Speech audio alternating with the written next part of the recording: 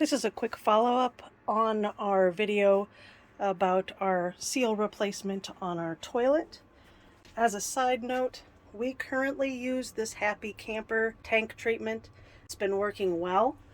We have used it for a few years now, and we do put a little bit more than normal during the summer months, but it does work well.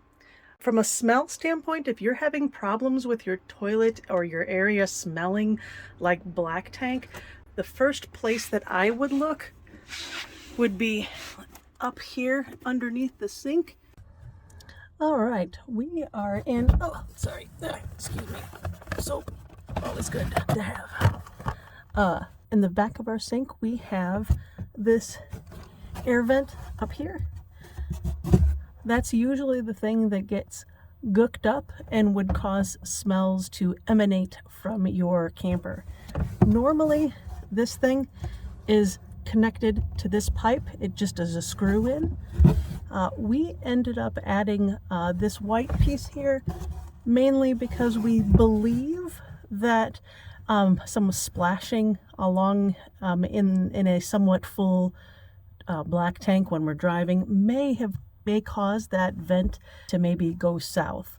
We do not know whether that actually is going to help or not, but that's something we just tried a few weeks ago. So we'll provide an update if that actually is helping.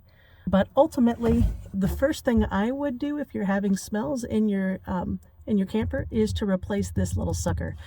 You can get that at a hardware store. We got ours, like I said on the other video, at Home Depot for like $4. You just have to make sure that that has a spring loaded piece in there. You can also get it on Amazon. I'll put the link in the comments in this video. I hope that helps. Again, this would be a simple fix, and you probably would make a lot of folks happy in your camper if this is the problem. You'd be the Superman of the day.